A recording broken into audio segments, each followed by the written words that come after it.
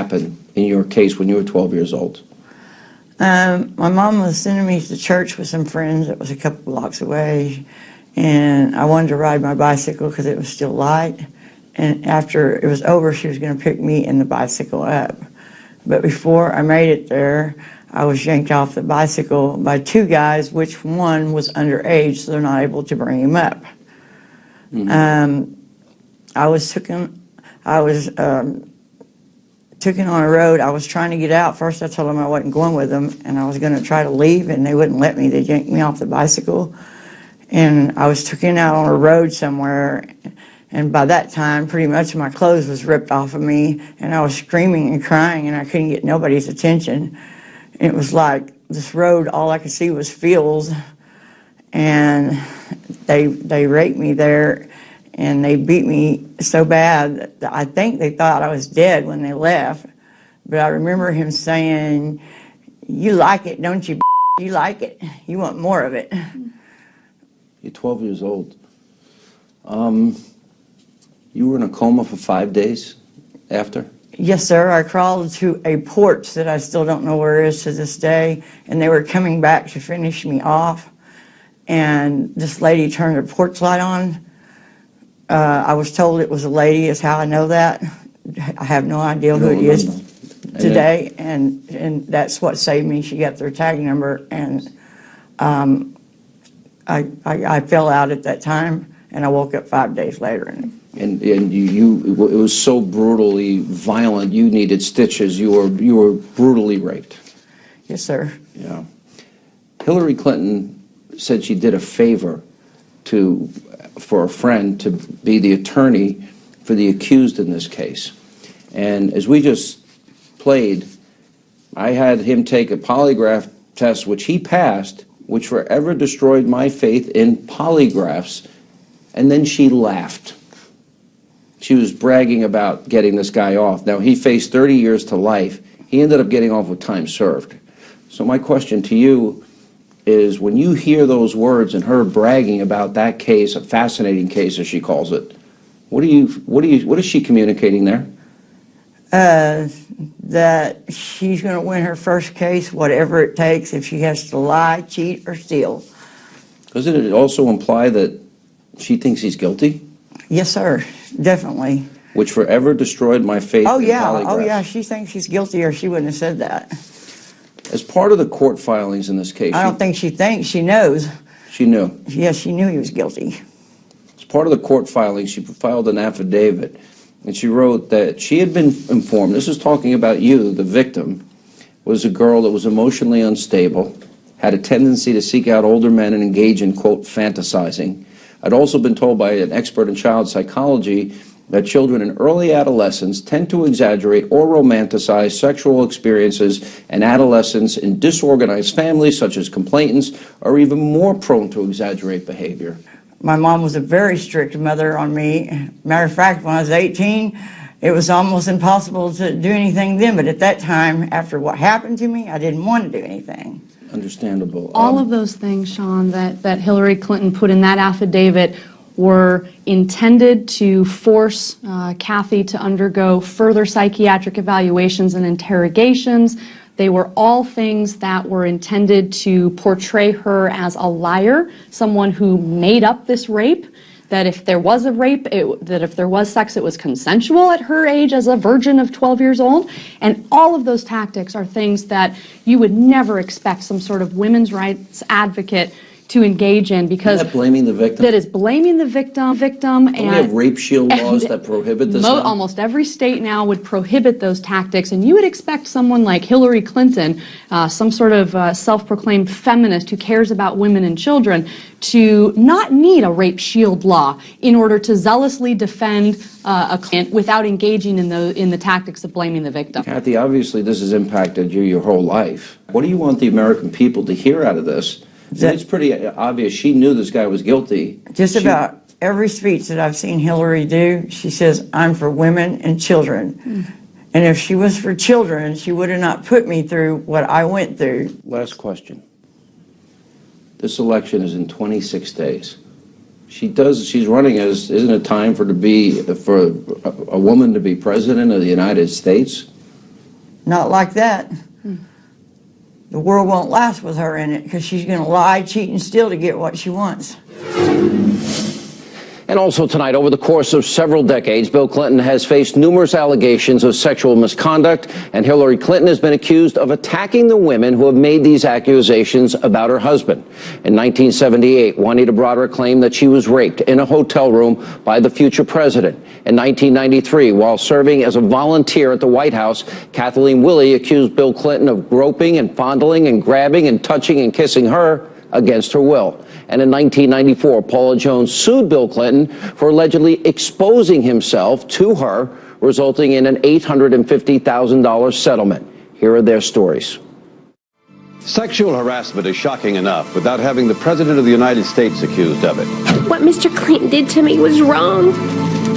Then he kissed me on my mouth and pulled me closer to him. You begged him to stop. Yes. And then he took my hand and he put it on him. I have said that nothing improper happened. Bill Clinton raped me and Hillary Clinton threatened me. I am mystified and disappointed by this turn of events. I have been telling the truth. Before I testified in the Paula Jones case, a stranger approached me, mentioned my 13-year-old cat who had disappeared, my tires which had been vandalized, and asked how my children by name were, and said, "You're just not getting the message." This is about what Hillary Clinton is doing to women like me so that she can attain the presidency. She wants us all to be quiet. The great story here is this vast right-wing conspiracy that has been conspiring against my husband since the day he announced for president. And she came over to me, took a hold of my hand and said, "I've heard so much about you." She was just holding on to my hand. She didn't, because I had started to turn away from her. She held on to my hand and she said, "Do you understand everything that you do?" I mean, cold chills went up my spine. In the end, I know I will get my good name and reputation back. That's the first time I became afraid of that woman. And earlier, I spoke with Juanita Broaddrick, Paula Jones, and Kathleen Willey. Take a look. Thank you all for being here. Oh, Thanks. my pleasure. Glad to be here. You were invited to the second debate, correct? Yes. Yeah, and you all came willingly. You wanted to go. Why? I wanted to support Donald Trump, first and foremost. But I think that the thing that we wanted to get over, the thing that's most important to me and to us, is to tell the women, especially the younger women in this country, and the older women, and everybody, that everybody in the mainstream press is calling all of Bill Clinton's crimes infidelities. Rape, sexual assault, and sexual harassment are not infidelities. They are crimes and they are misdemeanors. His wife is covering for him. No champion of women attacks the victims of sexual assaults and rapes. Paula? The same thing. I just want to remind the young people that doesn't know our stories and maybe have seen us for the first time, and I wanted them to see that we were there and why we were there, and that hopefully that would have made a statement. Juanita? Yeah, I think it's really important for the millennials to know, those that weren't born when I came forward after Bill Clinton raped me, and those that were too young to understand what we went through, especially the time that it was back in the 70s. It was very hard for someone to come forward. And so, yes, I did go to the Trump debate. I thought that we might possibly be able to bring this out and influence people and be able to tell them that Hillary is not for all women. Hillary is only for one woman, and that's herself. I think you raise a really good point, because I think there is this whole generation of people that do not know your stories. Right. Over the years, I've had the opportunity to get to know all of you and interview all of you. And really, I think the more important thing today is, considering this is even in the news today, with Donald Trump, has the mainstream media been receptive to asking you three about your stories? Oh, definitely not. Nobody? No. Nobody's asked. Nobody has asked. The No, New York no. Times never called you. No. Not until we went into the Trump spin room. Okay, well, And they were that there. was- yeah. But in other words, because this is a really important point, because they're all reporting today, Donald Trump did this, or kissed this person or that person. You're saying that none of these media outlets contacted you in this election they don't campaign? need- Nothing like CNN To tell your story. or NBC or ABC or CBS. What, with 26 days to go and they haven't contacted you, does that reek of politics to you? Absolutely. Oh my goodness, yes. Should tell you something. Oh, yeah. Well, let me give you the opportunity for those people that have never heard your story. Well, Juanita, we'll start with you.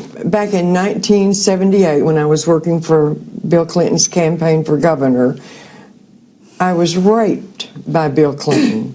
I was viciously raped.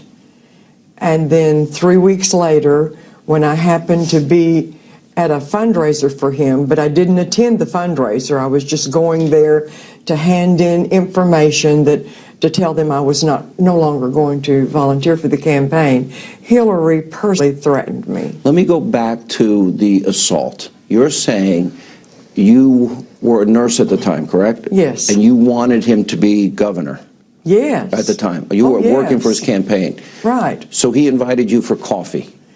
Yes, it was a long story. After he made a campaign tour around to my nursing home, I was trying to explain to him, Sean, about what the nursing homes were going through. The reimbursement method was horrible. And he seemed generally interested. He wanted to hear what I had to say. So he said, if you're ever in Little Rock again, he said, call me. Let's get together and talk about these things. And as you know, we were supposed to meet in the coffee shop at the hotel while I was staying. When he got to the hotel, he called and asked if we could meet in the room instead. This was the Attorney General. I didn't fear anything would happen. And you went up to the room. No, I was already in the room. Yeah. I had sent my friend that was with me, one of my employees, Norma Kelsey, on down to the meeting, and I said, when I get through at the meeting, get through at the coffee shop with Bill Clinton, I'll be right on to the meeting. And of course, I never showed up. And this was a violent sexual attack. Yes. And when it was over, there was this moment you told me the first time I interviewed you that he said to you as he's walking out the door. He says, you better get some ice on that, referring to my lip, which was bleeding, and at least by that time, was 4 times the size that it should be. I was frightened he was going to bite my lip off. And you immediately told your friend what had happened. Yeah, she came to the room when I didn't show up for the meeting. Yeah. And she just came out here approximately 2 to 3 weeks ago. She's been frightened to come out and told to the Breitbart people the condition that she found me in. And it's just, when I reread what she told from back then, it was painful to even hear it from her again. How she found me. I knew how I was, but it was hard. You told her, did you tell other people at the time too? Yes, about 4 to 5 others. And they've all corroborated your story. Yes. You told them at the time. Yes. But he was the Attorney General. You were afraid to speak publicly or report it. Oh, he could close the doors of my business. Yeah, they say, well, why didn't you go to the police? He was the police. He was the main person in Arkansas, the Attorney General, and then he became the governor. What about this run-in you had with Hillary? How long after the event? It was 3 about weeks? 3 weeks. And what happened? And Okay. they were married at the time. Yes, I went up early to the fundraiser. Everybody misquotes and says, well, why did she go to a fundraiser? I did not go to a fundraiser. I had about 3 or 4 checks, list of people that were going to donate to the campaign. And when I was clearing out everything for the campaign, I found these. And I knew that the lady from Little Rock was going to be there that night. I don't want to be in the campaign any longer, something like, my business is taking too much of my time, something to that effect. So I did give her these things. And then just when we were starting to leave, about 20 minutes before the fundraiser began, a gentleman, a pharmacist in the area who was very much for Bill Clinton, but didn't know my story. He didn't know anything, came over to me and was so excited because he said, The topic of the conversation the entire way from the airport was Bill and Hillary Clinton asking questions about you. So that's when I turned to my friend and I said, let's go. But as he steps away, here comes Hillary, straight to me. Beeline to you. Beeline. She comes straight to me and says to me, big smile, very pleasant voice, says to me, I'm Hillary Clinton. It's so nice to meet you. I just want to thank you for everything that you do for Bill's campaign. And I was just going to turn and leave. I nodded, was going to leave. And then I feel somebody grabbing my arm, and I thought it was somebody behind me. And it was her, and she pulls me back close to her. And she pulls me into her. Forcefully, in a way, pulled you. Yeah, oh yeah. With one hand of hers, she's got my hand. With the other hand, she's got my arm. And she pulls me in close to her. And of course, that very sweet voice, she's got my arm. And she pulls me in close to her. And of course, that very sweet voice fades to a very angry voice, a very low voice. And she pulls me close to her. And she says, do you understand everything you do? And that just scared me to death. And you took that to mean she knew. I've always thought that. People come back to me and say, well, how do you know that's what she meant? You would have had to have been there. You would have to have been standing where I was. And that woman looking straight in my eyes, very angrily saying that to me. I felt like at that moment she knew everything and was saying, you better keep quiet. There's just nothing that can change my mind. Wow. You don't recover from something like this. No. It's been hard. I've had a good life. You know, I have a good family. I have a wonderful church. I have wonderful friends. But this just stays there in the back of your mind. You can't ever get rid of something like that. You recently were quoted saying you're afraid if she becomes president. Oh, Why? Definitely. What, because of, yeah. You don't know what she's capable of? Or? I don't know what she's capable of. I know what she's done to me in the past, but I don't know what she's capable of. And coming up, part 2 of my interview with Juanita Broderick, Paula Jones, and Kathleen Willey. Plus, we're going to get reaction to my exclusive interview with Judge Janine Pirro, Mercedes Schlapp, and Doug Schoen. All coming up tonight right here on Hannity. And welcome back to Hannity. Here's part 2 of my interview with 3 of Bill Clinton's accusers, Juanita Broderick, Paula Jones, and Kathleen Willey. Take a look. Paula, your case resulting in the impeachment of Bill Clinton. Right. You got an $850,000 settlement as a result of your case. Mm-hmm. Tell us your story. He was the Attorney General then at the time. No, he was the governor. I thought he was the governor at the time. He was the governor okay. at the time. And I was asked to work the Governor's Quality Management Conference with another lady there from the office. It was at a hotel. It was called the Excelsior Hotel at the time. The governor was late, and I think he was notoriously late. Mm-hmm. A lot of times he was known for that. And he came up, and the press, the little local press, was trying to give him an interview and everything, and it was out in front of us, out in front of our table. Right. Well, he was kind of staring at us, staring at me and my coworker a lot. And then he, you know, after all that he went in, and we were out there, and the state police, his security was there hanging out with us. And later that day, before the end of it, he came over and he said, the governor would like to meet with you. I didn't know why, but I was excited. And he said, it's okay, we do this all the time. Well, that made me feel comfortable. I knew it was the state police. He had a gun. And I thought, well, nothing's going to happen. I mean, they're going to be, you know, I'm going to be safe. So he took me up there to the room. I walked in, and we introduced ourselves, whatever. And just you, not your friend? No, I was by myself. No, she never was asked to go up there. Just you? I was by myself, escorted up to the room with the state police, who was his security.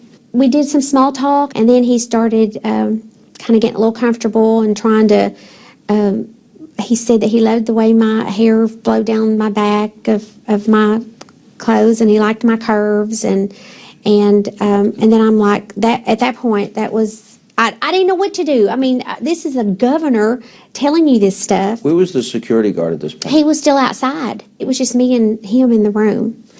And I went on over to try to, I'm thinking, how can I do to distract him? How can I do to distract this situation?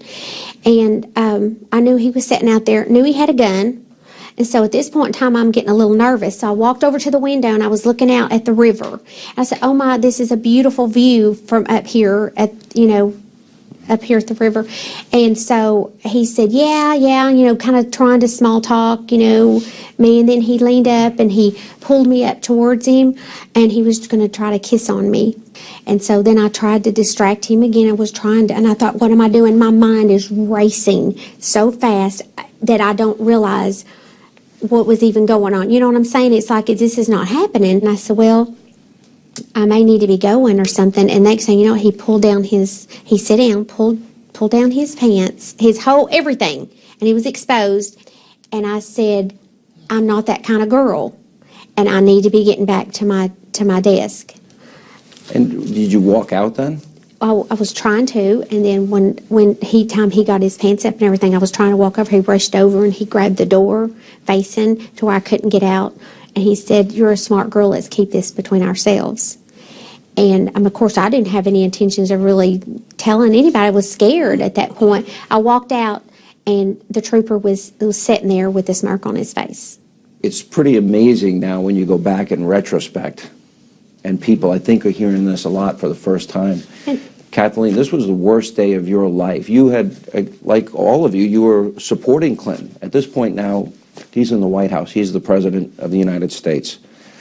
You were going through a troubled time, and your husband has some financial issues, and you want a job. And he knew you well enough that he gave you an appointment in the Oval Office with him, correct? Right, we were friends. Right. We had started Virginians for Clinton. We gave him office space in our law suite. We raised an awful lot of money for him. And I helped organize the inaugural. I mean, we were all in for the Clintons. And it was the Monday after Thanksgiving. My husband had gotten himself into a lot of trouble, and financially, and he could have been disbarred, and it could have led to some serious, legal problems. And I just told my family that I was going to go to the White House the following Monday, the Monday after Thanksgiving, and ask to see the president and ask for a job. By the time I got in to see him, Clinton, I was in a real state, and I was crying. And I sat down in the Oval Office with him at his desk, and he said, I know you're upset. Would you like to, I have a little private kitchen in the back. Would you like some coffee? And I said, yes. I mean, I didn't see anything wrong with that at all. And so we went back there, and he fixed me coffee, and he said, let's go in here to my little private study where we can have more privacy. Well, where do you get more privacy than the Oval Office when you think about it? But anyway, he went in, and he sat down on the sofa or chair or anything, and I never sat down. I leaned up against the door jamb, and I proceeded to tell him what was going on, and that I said, I can't volunteer anymore. I need a job. And I knew I had a very short window, so I'm fitting it all in as quickly as I can. And I kept saying, I know you're busy. I know you have another meeting waiting for you. Thank you for seeing me. I'd better go. And I headed back out the hall to go back to the door that led into the Oval Office. And he took my coffee cup from me and put it on a desk or a table. And the next thing I knew, he had me backed into a corner. And, hands all over me, trying to kiss me, whispering in my ear, and I was like, what do you do? I mean, what do you do? And my mind was racing, and I thought, should I slap him, or should I kick him, or knee him, or what do I do? Scream? Is the Secret Service going to come in and descend upon me with guns? I mean, you don't know. How long did this go on for? God, it seemed like it was forever, but maybe, God, 4 or 5 minutes, maybe. And so he's groping, grabbing, touching, fondling, right. And he's kissing. A big man, and I'm not big, and I'm little, and I'm trying to get out, and I'm trying to do it with some dignity, because it's still the president. You know, and I'm still thinking, what is he doing? He's still the president, and I'm stuck.